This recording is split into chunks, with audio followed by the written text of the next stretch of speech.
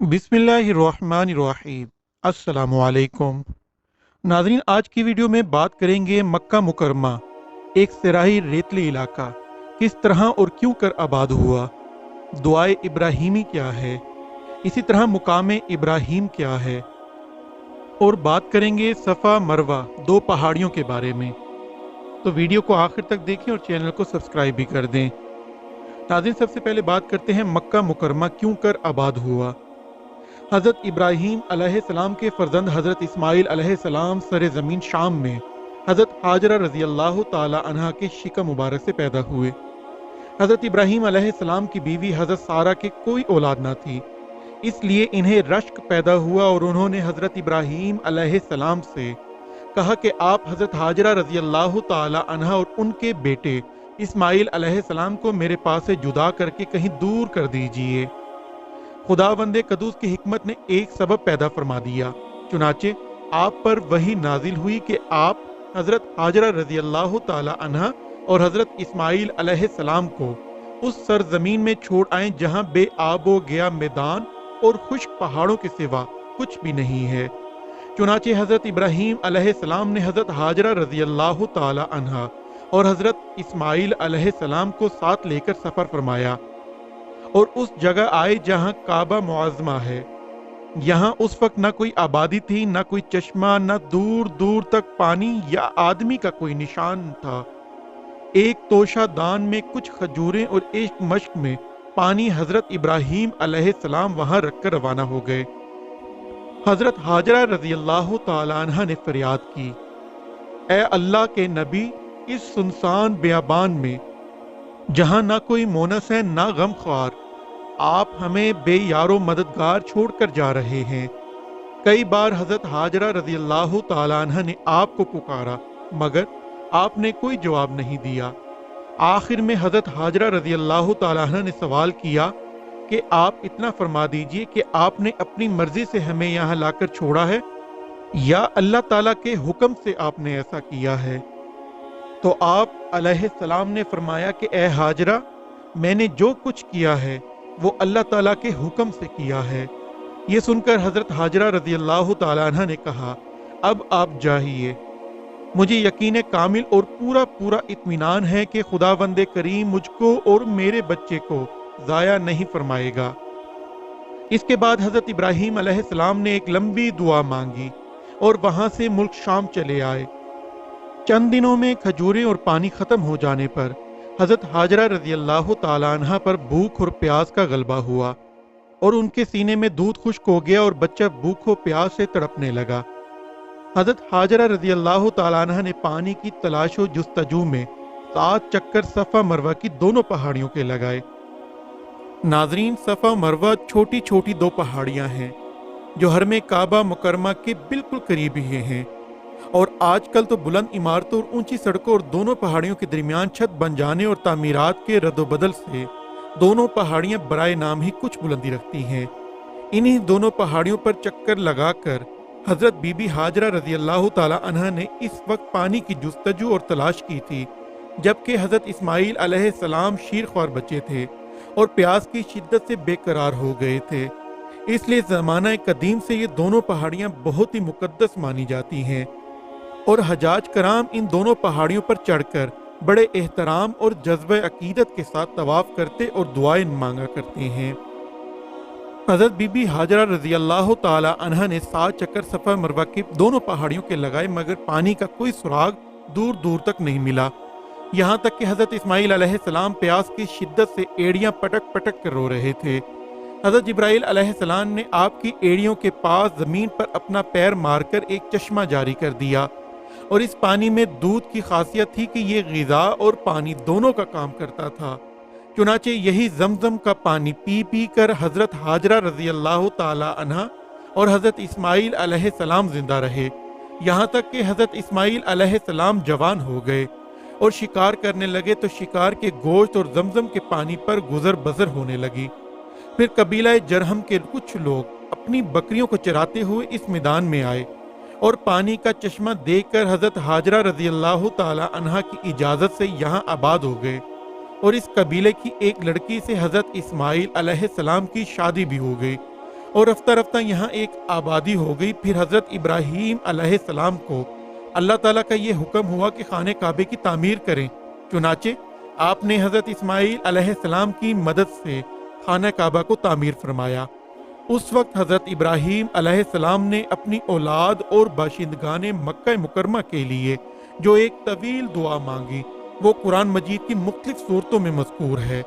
چنانچہ سورہ ابراہیم میں آپ کی اس دعا کا کچھ اس طرح مذکور ہے کہ اے میرے رب، میں نے اپنی کچھ اولاد ایک نالے میں بسائی جس میں کھیتی نہیں ہوتی، تیرے حرمت والے گھر کے پاس۔ اے ہمارے رب، اس لیے کہ وہ نماز قائم رکھیں تو لوگوں کے کچھ دل ان کی طرف مائل کر دے اور انہیں کچھ پھل کھانے کو دے، شاید وہ احسان مانے۔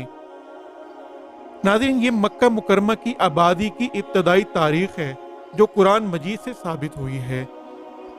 اس دعا میں حضرت ابراہیم علیہ السلام نے اللہ تعالیٰ سے دو چیزیں طلب کی۔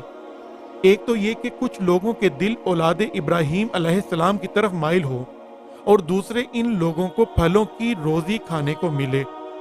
سبحان اللہ، آپ کی یہ دعائیں مقبول ہوئیں۔ چنانچہ اس طرح لوگوں کے دل اہل مکہ کی طرف مائل ہوئے کہ آج کروڑوں کروڑ انسان مکہ مکرمہ کی زیارت کے لیے تڑپ رہے ہیں، اور ہر دور میں طرح طرح کی تکلیفیں اٹھا کر مسلمان خشکی اور سمندر اور ہوائی راستوں سے مکہ مکرمہ جاتے رہے اور قیامت تک جاتے رہیں گے۔ اور اہل مکہ کی روزی میں پھلوں کی کثرت کا یہ عالم ہے کہ باوجود یہ کہ شہر مکہ اور اس کے قریب و جوار میں کہیں نہ کوئی کھیتی ہے نہ کوئی باغ باغیچہ ہے، مگر مکہ مکرمہ کی منڈیوں اور بازاروں میں اس کثرت سے قسم قسم کے میوے اور پھل ملتے ہیں کہ فرتے تعجب سے دیکھنے والوں کی آنکھیں پھٹی کی پھٹی رہ جاتی ہیں۔ اللہ تعالیٰ نے طائف کی زمین میں ہر قسم کے پھلوں کی پیداوار کی صلاحیت پیدا فرما دی ہے کہ وہاں سے قسم قسم کے میوے اور پھل اور طرح طرح کی سبزیاں اور ترکاریاں مکہ معظمہ میں آتی رہتی ہیں۔ اور اس کے علاوہ مصر و عراق بلکہ یورپ کے مختلف ممالک سے میوے اور پھل بکثرت مکہ مکرمہ آیا کرتے ہیں۔ یہ سب حضرت ابراہیم علیہ السلام کی دعاؤں کی برکتوں کے اثرات و ثمرات ہیں جو بلا شبہ دنیا کے عجائبات میں سے ہیں۔ اس کے بعد آپ نے یہ دعا مانگی جس میں آپ نے اپنی اولاد کے علاوہ تمام مومنین کے لیے بھی دعا مانگی، جو دعا ہم نماز کے آخر میں پڑھتے ہیں۔ رب اجعلنی مقیم الصلاۃ ومن ذریتی ربنا وتقبل دعا ربنا اغفر لی ولوالدی وللمؤمنین یوم یقوم الحساب۔ اے میرے رب، مجھے نماز کا قائم کرنے والا رکھ اور کچھ میری اولاد کو۔ اے ہمارے رب، اور میری دعا سن لے۔ اے ہمارے رب، مجھے بخش دے اور میری ماں باپ کو بھی، اور سب مسلمانوں کو جس دن حساب قائم ہوگا۔ ناظرین، اب بات کرتے ہیں مقام ابراہیم کی۔ یہ ایک مقدس پتھر ہے جو کعبہ معظمہ سے چند گز کی دوری پر رکھا ہوا ہے۔ یہ وہی پتھر ہے کہ جب حضرت ابراہیم علیہ السلام کعبہ مکرمہ کی تعمیر فرما رہے تھے تو جب دیواریں سر سے اونچی ہو گئیں تو اسی پتھر پر کھڑے ہو کر آپ نے کعبہ معظمہ کی دیواروں کو مکمل فرمایا۔ یہ آپ کا معجزہ تھا کہ یہ پتھر موم کی طرح نرم ہو گیا، اور آپ کے دونوں مقدس قدموں کا اثر اس پتھر پر بہت گہرا نشان پڑ گیا۔ آپ کے قدموں کے مبارک نشان کی بدولت اس مبارک پتھر کی فضیلت و عظمت میں اس طرح چار چاند لگ گئے کہ خداوند قدوس نے اپنی کتاب مقدس قرآن مجید میں 2 جگہوں پر اس کی عظمت کا خطبہ ارشاد فرمایا۔ یعنی کعبہ مکرمہ میں خدا کی بہت سی روشن اور کھلی نشانیاں ہیں، اور ان نشانیوں میں سے ایک بڑی نشانی مقام ابراہیم ہے، اور دوسری جگہ اس پتھر کی عظمت کا اعلان کرتے ہوئے اللہ تعالیٰ نے ارشاد فرمایا کہ اور ابراہیم کے کھڑے ہونے کی جگہ کو نماز کا مقام بناؤ۔ ناظرین، 4000 برس کے طویل زمانے سے اس بابرکت پتھر پر حضرت ابراہیم خلیل اللہ علیہ السلام کے مبارک قدموں کے نشان موجود ہیں۔ इस तवील मुद्दत से ये पत्थर खुले आसमान के नीचे जमीन पर रखा हुआ है। इस पर 4000 बरसातें गुजर गई, हजारों आंधियों के झोंके इससे टकराए, बारहा हरमे काबा में पहाड़ी नालों से बरसात में सैलाब आया और ये मुकद्दस पत्थर सैलाब की तेज धारों में डूबा रहा।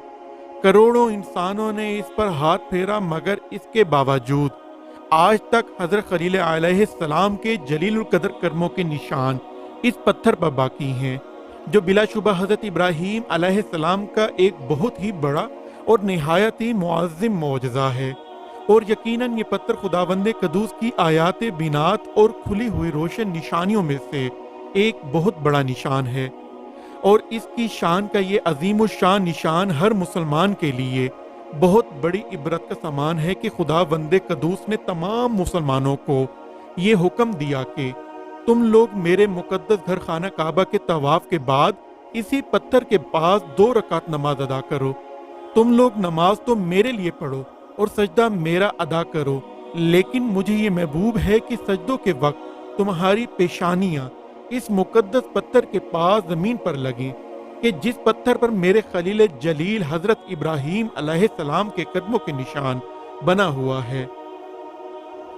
नाजरीन, इसी दुआ के साथ अपनी वीडियो का इख्तिताम करते हैं कि अल्लाह हम सबको अपनी ईमान में रखे और अपने हबीब सल्लल्लाहु अलैहि वसल्लम के दीन के लिए लड़ने वालों की मदद फरमाए और इनके जरिए तमाम उम्मत को काफरों के जुल्म से निजात अता फरमा दें और जिल्लत से निकाल कर इज्जत अता फरमाए और हमारी इस जान को अपने दीन के लिए कबूल फरमा लें। आमीन। अल्लाह हाफिज।